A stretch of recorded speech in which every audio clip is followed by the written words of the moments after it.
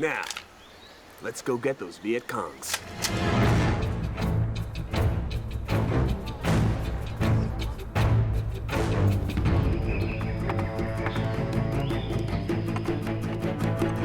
Well, if I'm playing kind of a Chris Farley type, then Ben is probably playing a young Stallone type.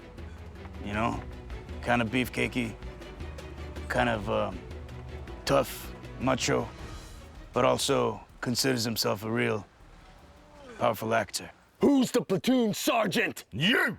You? Who? You? Here we go, I'm back, sorry. Well, I think as a writer, it was an idea that he could not get out of his head, and he kept on coming up with good ideas and sort of jokes that hadn't been told before. As a director, I think that the commitment to the film grew out of his vision as a writer. As an actor, it was really the chance to work with a major director. His character is a bit of an egotistical idiot, if you like. He mocks big movie stars having, you know, a bunch of assistants running around them. But Ben has a bunch of assistants running around him. And I'm sure there's only 2% of that character in Ben's real personality that he's had to draw upon. Everybody had their own particular eye to hell they had to go through. I think for Ben, it was the fact that he was wearing all those hats and he had to be quality control and he had to maintain the energy and he had to drive us forward and make us work when we didn't feel we had another ounce to give, and he'd find these reservoirs of great moments and stuff. It's all just make-believe.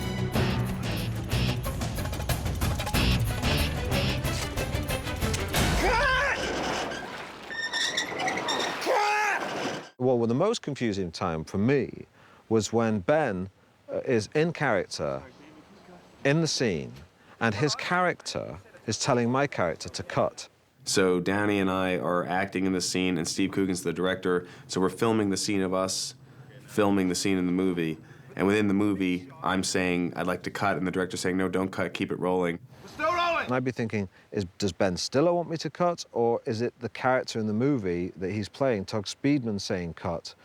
In which case, if it's the character saying cut, I'm going to say, no, we're not cutting, we're still filming. But if it's Ben Stiller saying cuts, then I've just got to shut up and we've got to cut. What we did was we came up with a phrase instead of cut, since we were using cut in the movie. So the phrase when we wanted to stop filming would be, stop, really, just stop now, I'm serious.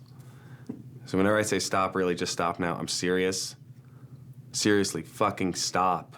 We have to stop. That would be the cue for the cameras to actually stop. That got very confusing. That nearly fried my brain. But it was funny, and what came out was good. You just have to pay attention. Look into the whites of his eyes, and if you see Ben Stiller behind them, then you just got to shut up. And if it's Tugg Speedman, then I can argue with him. It's good that Ben only chooses a small movie to do the acting and the directing and writing on, because if it was much bigger, I don't know how he would do it, you know? And cut! That's the trailer right there. We got ribs, rib day, and macaroni and cheese day.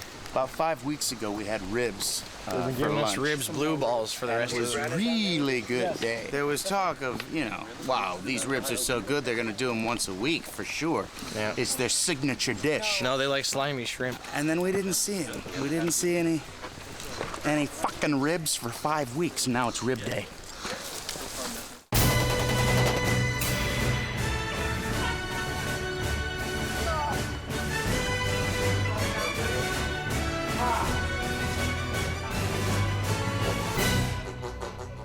Portnoy, my character, yeah, he's made a career out of kind of fart movies.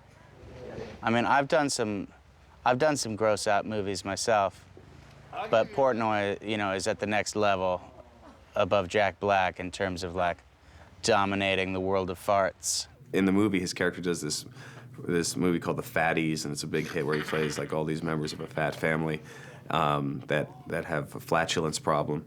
And Jack actually, the fake trailer in the movie, Jack could actually do that. Now, I mean that as a compliment to him. Jack brings an energy and naive emotional honesty to everything that he does. I bought this kite a few weeks ago, as soon as I got here to Hawaii. And underwhelmed the whole time. And I said to my friend Jay over here, I said, dude, good news. I got a kite. And he was like, rolled his eyes, like, oh, dumb kid stuff. And Party Poop over here, he can munch on his shrimps and tri-tip, but deep in his heart, he knows he's missing out on some good times. Good times.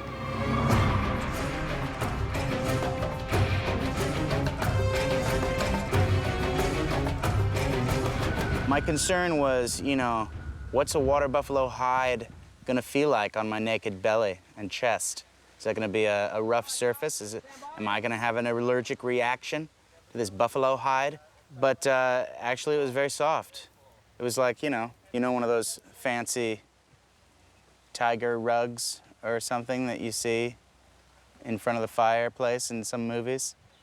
It's very soft. I need to wear his stomach skin like a unitard. But he didn't seem to be all that thrilled with me on his back, because I think he was like, oh, fuck, that's heavy. Jack Black is a heavy actor, and he's on me. And I looked in his eyes, and I could have sworn there was anger in the eyes. I'm Tanya with the American Humane Association, and this is Bertha. She's our water buffalo on the movie Tropic Thunder. The trainers actually were going out to pick her up for a normal day of work, and they had found a little baby in the pen with her. She had given birth to a young little calf, and the trainers named the baby after Jack Black, named the baby Little Jack. Nobody knew she was pregnant, so it was quite the surprise, and everybody was happy and healthy, so now Bertha is a mama. Good. All right. Go on the other side, right? I received satisfaction. Okay. Even.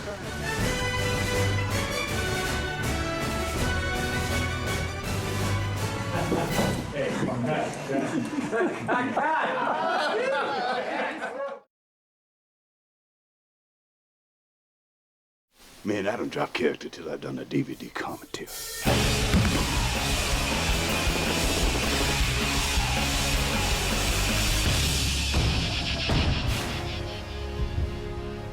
In the movie, Downey, you had to believe that his character, Kirk Lazarus, is the greatest actor of his generation, and so we had to find somebody for the role who was actually a serious actor that was respected. Otherwise, it would just feel like, we were just sort of, then it wouldn't have any weight, the character. So Downey is, who else could be that funny and also be taken seriously as an actor, and happens to coincide with his world domination of the global box office.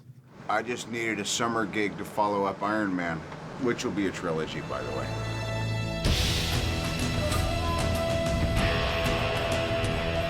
What I found very funny about it, when I saw Robert in his full black makeup, was that he was playing a slightly distorted, slightly misjudged rendition of what he thinks his character thinks a black man's supposed to be. The comedy is about that misjudgment. Are we cool? Not really. Downey improvised so much. He came up with, he really hit a groove with the character where I think it was very freeing for him to be this Australian guy who obviously had so much talent and had to focus it into these roles and could never be himself. So much of what's on the screen comes out of the improvisation in the movie. Usually, I have a donkey vagina for dinner. Yesterday, I have cat face for breakfast. Wait, here we go. Please come enjoy dog face for dinner.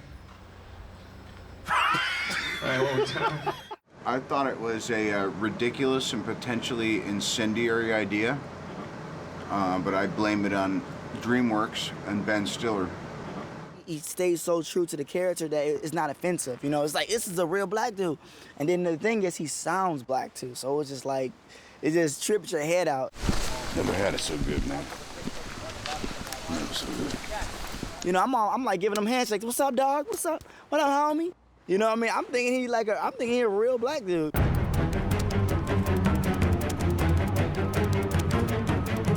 John Blake and Greg Nelson and I would meet in the trailer at, 7 a.m., and we would just power through the hour and a half or 2 hours of application.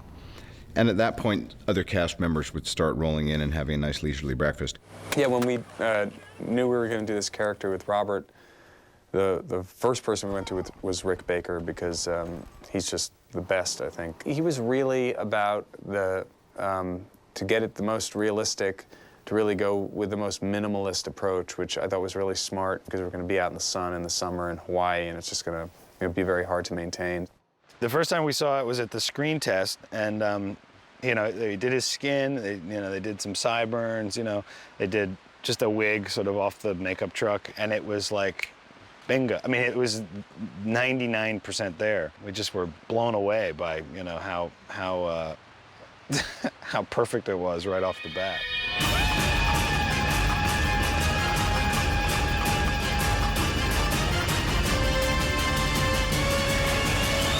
Make them ends, even if it means jacking friends. Now you're doomed. Hollow points to the dome. Once again, it's on. Out come my 22. I'm the cutthroat. Now I gotta cut you.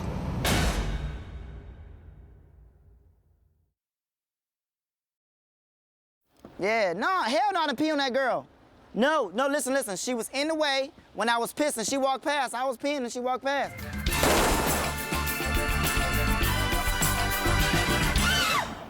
Like Al Pacino, if he rolls with you know, his two bodyguards. He got all his boys, Cornbread and Ruler. He got his booty sweat girls, you know, that he rolls with. And it's just like, he's just so, that's, you know, in touch with all these girls and stuff like that. And it's so over the top.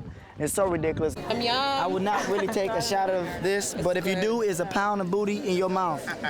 Actually, matter of fact, I have a thing of booty sweat right here. This is Al Pacino's booty sweat. I don't think you should, yeah. I don't know if I want to, I don't think you should taste it, but yeah. Well, he's the first guy that auditioned for the role. We have my new energy bar. It's called Buster Nut Energy Bar. Yes, go get that. It just made me laugh so much, and he really was owning this guy. So what? You're gay. You're also, hey, listen, you're also a great artist and businessman. Why not rap about that? I mean, shit, and watch my fragrances, my clothing line, and all my other shit go down south.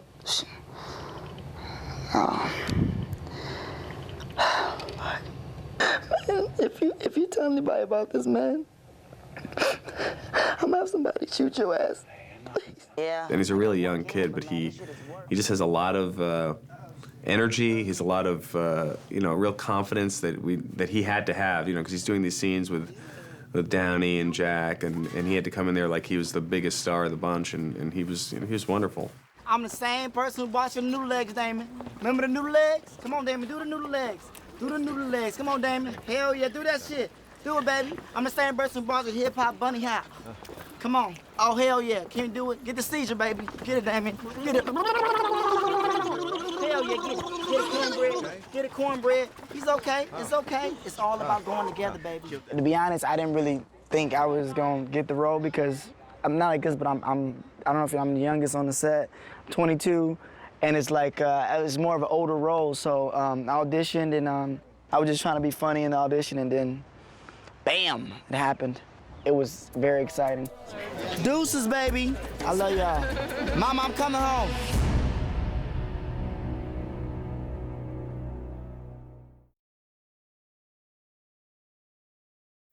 Jay Baruchel is incredible. Incredible, Jay Baruchel.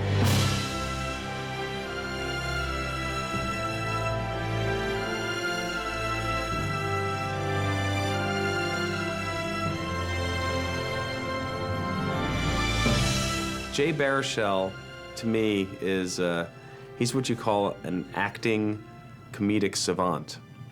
And I don't mean that I mean that in a good way, that he's like actually has this amazing ability to, is that bad to say that? Where does it go? Stomach humor. Bon appetit, everyone. I had actually met and worked with Ben about 5 or 6 years ago on like the first TV show I did in the States was called Undeclared, and he actually did a guest spot on one episode, so I got to hang out with him that time. Truthfully, it was an audition like any other audition, except for Ben was laughing a heck of a lot, and like as an actor, you can't ask for any kind of better audition situation than having the director like laugh uproariously at everything you say. Like, It's way worse ways to audition, yeah. Who are you? I'm Kevin. Are you serious? I'm Kevin Sandusky. I'm playing Brooklyn. Oh, yeah, right. Hey, how you doing, Jeff? Who are you? That's awesome, man. Kevin Sandusky. I play Brooklyn. We've been working together. Right. I like you. Yeah, man. It's a real honor to be here. I can tell it's gonna be a good experience. I'm really having a great time. Can you help me out, man? I'm looking for this guy, the grip with the bandana. He's got a package for me. But he actually gave the guy a character, sort of written originally as a straight guy for everybody else, but he's actually funny in the way he plays Brooklyn in the movie, because he's playing sort of the stereotypical, Jewish soldier kid in the foxhole, and he really just got that 100%. I need fixed wing on the green to my whiskey. We got buku zips in the Z. Rock and roll. I repeat, walleye. I need fixed wing. That looks like it could be that. Yeah, fuck me. Everybody in any profession wants to work with the best people at that given profession, and that's what I'm getting to do here for me. For my money, we got pretty much the funniest people in the world here. Let's just say if a bomb went off today, there would be no funny movies for a very long time. I understand you did a lot of research for this role, got into character. What?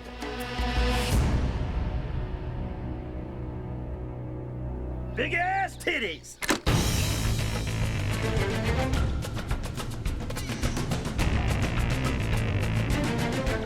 So yeah, Cody's bringing a lot of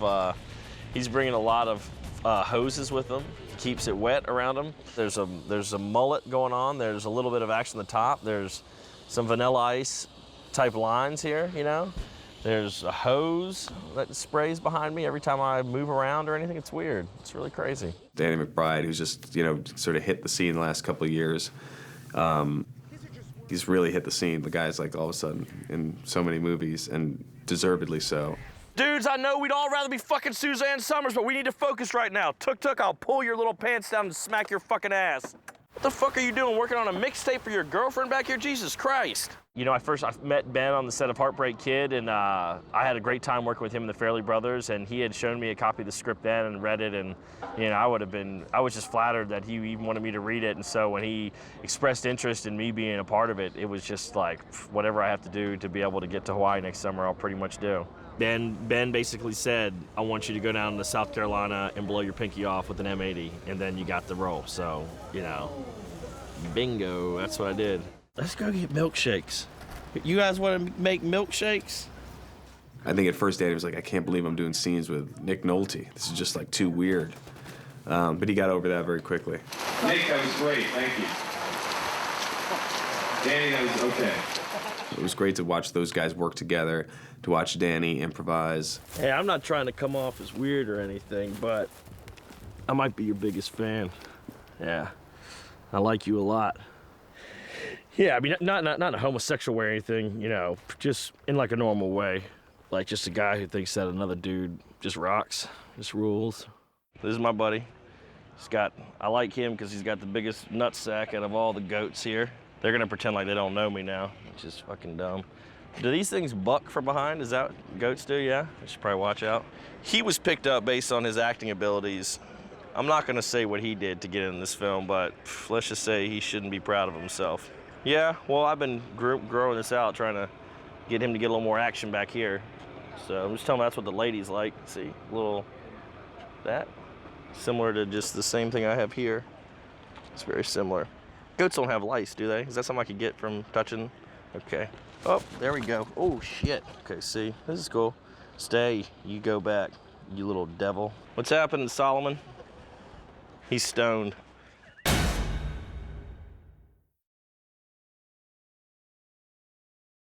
And then what would you say has been your favorite part about working on this? Waking up in the morning. Yeah. I'm always surprised when I wake up.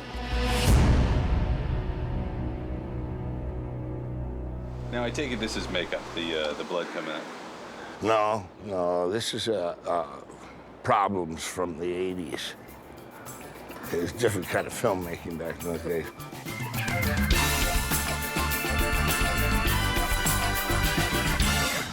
He, you know, he's amazing. Nick is, I just think he's a great actor, and he's lived life, and he has that voice, and he has that scruff, and you had to really believe that he was the real deal. And he also has a great sense of humor, too. Okay.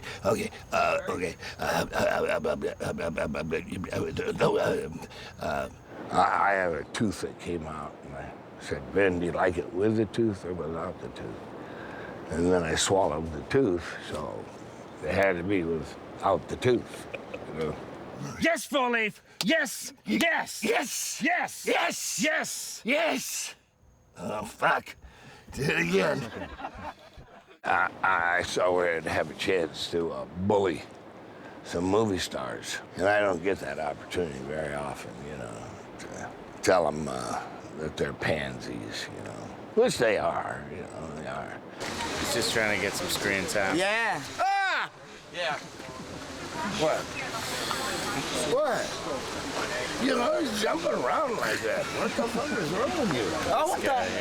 Jesus. I grew up where it was hard work, Robert Mitchum, all these guys, you know. They didn't even have trailers. You know, Mitchum just had a chair. And he'd just sit out all night. Wait till next day to shoot, you know. He has hands. He killed Damien. Bullshit. He did something bad to Jamie Lee Curtis. Almost. I mean, a lot of people don't get to kind of soar over Oahu with Nick Nolte, so that's definitely, you know, that's kind of cool. Yeah, it's all right. Kauai. Yeah, Kauai. Yeah, we're not in Oahu. No, this is Kauai. Yeah. A lot of people fly with Nick Nolte over Oahu. It's Kauai that is the difference, you know. Take him off the fucking grid. Yeah.